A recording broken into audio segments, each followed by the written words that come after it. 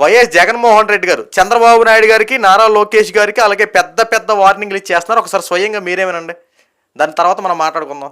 చెప్పండి సార్. ఒకటే చెప్తా ఉన్నా, చెప్పండి సార్. ఈ రోజు ఈ కష్టాన్ని చూసిన వ్యక్తిగా చెప్తా ఉన్నా. Yes sir.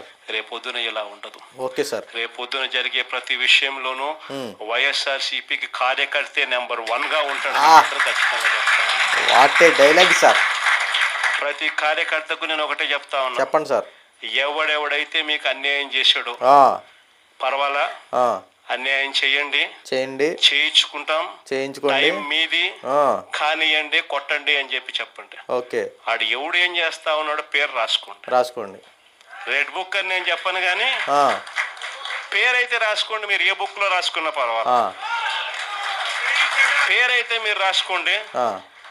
దాని తర్వాత మాత్రం అన్యాయం చేసినోనికి సినిమా మాత్రం మనం చూపిస్తామండి. Okay sir. బాబా ఏం డైలాగులు చెప్పారు సార్. ఇప్పుడు జగన్మోహన్ రెడ్డి గారు ఏమంటారంటే, ఈ రోజున టైం మీద నడుస్తుంది, నడవనివ్వండి, కొడుతున్నారు, కొట్టించుకుంటున్నాం, రేపొద్దున్న టైం మాది, అధికారంలోకి వచ్చేది మేము కొట్టే దెబ్బకు మీకు సినిమాలు చూపిస్తాం, జాగ్రత్తగా ఉండని చెప్పి పెద్ద పెద్ద వార్నింగ్లు ఇస్తున్నారు సార్. ఓకే, వాస్తవాలు మనం మాట్లాడుకుందాం సార్. జగన్మోహన్ రెడ్డి గారు, ఒక్కసారి గత 5 సంవత్సరాలు మీరు ఆంధ్ర రాష్ట్ర ముఖ్యమంత్రిగా ఉన్నప్పుడు ప్రజల పక్షాన వ్యవహరించిన తీరు ఒక్కటి చెప్పండి సార్. నిజంగా మీరు ప్రజల పక్షాన వ్యవహరిస్తే ఈ రోజున మళ్ళీ ముఖ్యమంత్రిగా మీరు అవ్వాలి కదా. అసలు కనీసం ప్రతిపక్షం కూడా లేకుండా 11 సీట్లకు పరిమితం అయ్యారంటే ఆంధ్ర రాష్ట్ర ప్రజలకు మీరు ఏం చేశారో ఇది ఒక్కటే ఉదాహరణ చాలు. మన ప్రజాస్వామ్యం సార్. ప్రజలకి మనం మంచి చేస్తే నెత్తి మీద పెట్టుకుంటారు, లేదంటే అదం పాదాలను తొక్కేస్తారు. ఈ రోజున మీరు మాట్లాడే మాట ఏంటంటే, ఇదే అంశం గురించి మాట్లాడితే ఈవీఎంలు పాల్టు అని చెప్పి మాట్లాడతారు. ఇదే ఈవీఎంలతో గతంలో మీరు ముఖ్యమంత్రిగా గెలిచింది ఇదే ఈవీఎంలు అండి. ఇదే ఈవీఎంలో ఓట్లు వేస్తే మీకు 150 సీట్లు వచ్చినాయి, అంతకుమించి కూడా పైగా వచ్చినాయి. ఈ రోజున అదే ఈవీఎంలతో 11 సీట్లు వచ్చినాయి. అంటే మీరు గతంలో గెలిస్తేనేంటో ప్రజా ఓటు, ప్రజా తీర్పు, ప్రజల చేత ఎన్నుకోబడిన ప్రభుత్వం అంటారు.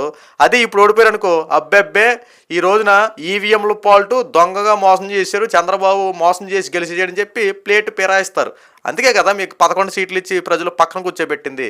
ఆంధ్ర రాష్ట్రంలో గత 5 సంవత్సరాలు మీకు ముఖ్యమంత్రి స్థానం ఇచ్చినప్పుడు ప్రజల పక్షాన వ్యవహరించిన తీరంటూ ఏమీ లేదు. ఈ రోజున మీరు ప్రతిపక్షం కూడా లేకపోయేపాటికి బెదిరింపు చర్యలు పాల్పడుతూ ఉన్నారు. ఈ రోజున అరెస్ట్ చేశారని చెప్పి మాట్లాడుతున్నారు కదా. మీ కార్యకర్తలకు అన్యాయం జరిగిపోతూ ఉంది, వైఎస్ఆర్సీపీ పార్టీ వాళ్ళు అరెస్ట్ అయిపోతున్నారని చెప్పి మాట్లాడుతున్నారు కదా. ఒక్కసారి అరెస్ట్ అయిన ప్రతి ఒక్కరు ఆఫ్ ద రికార్డ్ చెక్ చేయండి. గత 5 సంవత్సరాల్లో మీరు ముఖ్యమంత్రిగా ఉన్న టైంలో ఇలాగ తప్పు చేసిన వాడిని శిక్షించిన విధానం ఏమైనా ఉందా? ఈరోజు కూటమి పార్టీకి సంబంధించి జనసేన ఉంది, బీజేపీ ఉంది, టీడీపీ ఉంది.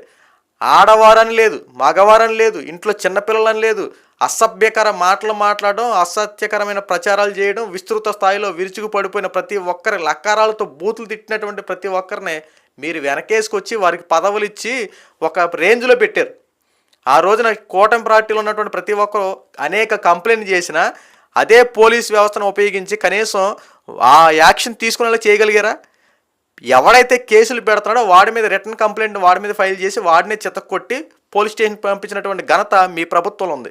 ఈరోజున కూటమి ప్రభుత్వం అలా చేయట్లేదు. తప్పు చేసిన వాడిని ఎవరినైనా సరే చట్టపరంగా శిక్షిస్తూ ఉన్నారు. ఈ రోజున ప్రతిదీ సాక్ష్యాధారులు చూపించి మరి అరెస్ట్ చేస్తూ ఉన్నారు. ఇందులో తప్పే ఉంది అంటే గత 5 సంవత్సరాల్లో మేము ఇష్టానుసారంగా చేసాం, మమ్మల్ని ఎవరేం చేయలేదని చెప్పి విరుచుకు పడిపోవచ్చు, ఈ రోజున మళ్ళీ అలాగే కంటిన్యూ చేసుకొని చెప్పి మాట్లాడారు కదా. మరి ఈ రోజున అధికారం మీదే అని చెప్పి అనుకున్నారు, కానీ దేవుడు రాసిన స్క్రిప్ట్లో అధికారం మీద తొలగిపోయి కూటమి పార్టీకి అధికారంలోకి వచ్చింది. ఈ రోజున మీరు ఏమంటున్నారంటే పైన పడినా కింద పడినా పందెం నాది అన్నట్టు మాట్లాడటం కరెక్ట్గా జగన్మోహన్ రెడ్డి గారు. వాస్తవాలు కావాలి కదా. ఈరోజు ప్రజలకి గతంలో మీరు ఏం చేశారు, ఆంధ్ర రాష్ట్ర ప్రజలకు మీరు చేసింది ఏంటో ఏమీ లేదు కదా. ఎంతసేపు దౌర్జన్య పరిపాలన ఏంటి, రాజారెడ్డి రాజ్యాంగాన్ని అవలంబించడం కోసం ఎంత దారుణంగా కక్ష సాధింపు రాజకీయాలు చేశారో మీ తర్వాతే ఎవరైనా మళ్ళీ మీరు 2.0 చూపిస్తా, సినిమాలు చూపిస్తా అంటే నమ్మే ఎందుకులేండి సార్ ఆ మాటలో. ఏదో మీరు ఏదో కాస్త కార్యకర్తలకి బలోపేతం చేసుకోవాలని చెప్పి మాట్లాడుతున్నారు. ఎందుకంటే ప్రస్తుతం వైఎస్ఆర్సీపీ పార్టీ అంతా ఖాళీ అయిపోతూ ఉంది. చాలామంది రిజైన్ చేసి పక్క పార్టీలోకి వెళ్ళిపోతూ ఉన్నారు. ఇలాంటి టైంలో కాస్త సినిమా డైలాగులు చెప్పుకుంటూ కాస్త ప్రజల్ని చైతన్యం చేసుకుంటూ పార్టీని బలోపేతం చేసుకోవడానికి మీ వంతు ప్రయత్నం మీరు కృషి చేస్తూ ఉన్నారు. సర్లే చేయనివ్వండి, కానీ మనం ప్రజాస్వామ్యంలో ఉన్నాం సార్. ప్రజలు ఓట్లు కావాలనుకుంటే బెదిరింపు చర్యలు పాల్పడడం కాదు. మీరేమన్నారంటే ఇప్పుడు వాళ్ళు రెడ్ బుక్ రాశారు, మనం కూడా పేర్లు రాయండి, మీకు నచ్చిన పేరు రాయండి, అందరి లెక్కలు తెలుస్తుందని చెప్పి మాట్లాడుతున్నారు కదా. తేల్చండి సార్. అందరి లెక్కలు తేల్చండి, తప్పే ఉంది. ఎన్ని లెక్కలు తేల్చినా ఏ లెక్కలు తేల్చినా ప్రజలకి లెక్కలతో పని లేదండి. ఎంత మంచి చేశాడు, మనకి ఎంతవరకు మేలు చేశాడు, నా ఓటుకి న్యాయం ఎంత చేశాడని చెప్పి చూస్తారు ప్రజలు. నా ఓటు వేస్తున్నామంటే నాకు చేసినట్టు న్యాయం ఏంటి, నాకు ఇస్తానన్న పథకాలు ఇచ్చాడా, అభివృద్ధి ఏం చేశాడు రాష్ట్రానికి, నా ఇంట్లో ఉద్యోగాలను కల్పించాడా, నా ఇంట్లో ఏమైనా ఉపాధికి సంబంధించిన అవకాశాలు కల్పించాడని చెప్పి మొత్తం అన్నీ టాలీ చేసుకుంటారు.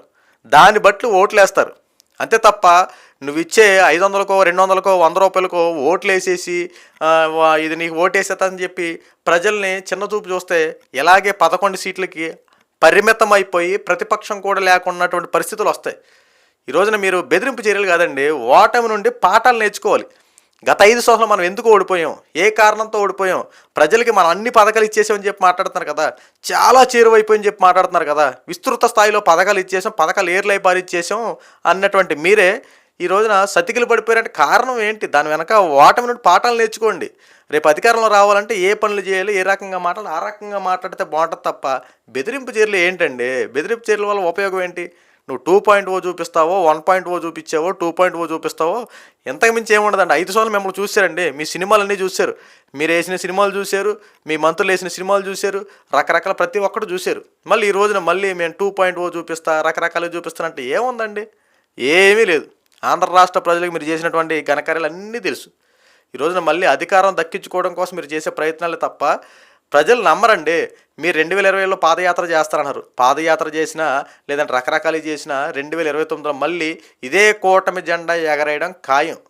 ఆ ఒక్క అవకాశం ఇచ్చేపాటికి ఆంధ్ర రాష్ట్రాన్ని అప్పులు ఊబులో కూర్చారు. ఎక్కడికక్కడ అవినీతిమయం, ఏ శాఖలో చూసుకున్న అవినీతే. ఈ రోజున లిక్కర్ స్కామ్ విషయంలో కొన్ని వేల కోట్ల రూపాయలు దోచుకున్నారని చెప్పి మీ పార్టీకి సంబంధించిన కొంతమంది మీద, అలాగే మీ మీద కూడా ఎలిగేషన్స్ వస్తూ ఉన్నాయి. సో అవి ఎలిగేషన్లు కాకుండా అది నిజమైన వాస్తవాలు అయితే కనుక ఖచ్చితంగా దీని మీద సివియర్ యాక్షన్ ఉంటుంది. ఎందుకంటే ఆంధ్ర రాష్ట్ర ప్రజలను విస్తృత స్థాయిలో మోసం చేశారండి గత 5 సంవత్సరాల్లో. ప్రజలకి ఇస్తారన్నటువంటి ఇవ్వకపోగా ప్రజల దగ్గరుండి దోచుకున్నారు. ఇచ్చే పథకాల్లో కోతలు విధించడం, ఒక చేత్తో ఇచ్చినట్టు ఇచ్చడం, రెండో చేత్తో దోచుకోవడం, ఎక్కడికక్కడ అవినీతిమయం. మళ్ళీ ఈ రోజున ప్రజల కోసం అది చేసాం ఇది చేసామని చెప్పి ప్రగల్భానాలు పలికి ఈ రోజున ఏదో మసిపూసి మారేడుగా చేయాలని చెప్పి ఉపయోగించినంత మాత్రాన ఏం నమ్మరండి.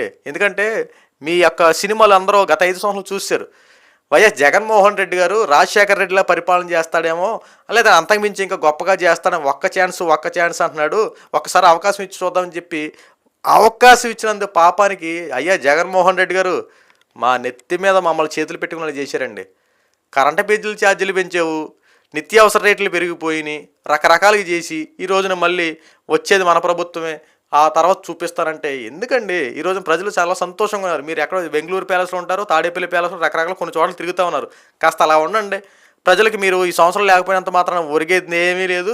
ఏమి చక్కగా అసలు జగన్మోహన్ రెడ్డి మర్చిపోయారు కూడా. ఈ రోజున కూటమి ప్రభుత్వం అన్నమాట ప్రకారంగా సూపర్ సిక్స్ పథకాలు అవలంబిస్తూ ఉంది, అభివృద్ధి పనులు ఒక్కడొక్కడిగా చేసుకుంటూ వస్తూ ఉంది, ప్రజలకు కావాల్సిన పరిపాలన అందిస్తూ ఉంది. దయచేసి మీరు ఆంధ్ర రాష్ట్రాన్ని మళ్ళీ వచ్చి నేను అది చేస్తే ఇది చేస్తానని చెప్పకండి సార్. ఆంధ్ర రాష్ట్ర ప్రజలు అన్ని పథకాలు అందే విధంగా చర్యలు తీసుకుంటున్నారు. రాబోయే రోజుల్లో ఏదైతే తల్లికి వందనం ఇవ్వబోతున్నా అన్నీ ఒక లెక్క ప్రకారం వెళ్తుంది, ఆ సిస్టమేటిక్గా జరగనివ్వండి. అంతే తప్ప బురద జల్లి రాజకీయాలు శవరాజకీయాలు చేసి మళ్ళీ ప్రజల్లో ఏదో ఒక చెడు పరిపాలన సృష్టించకండి.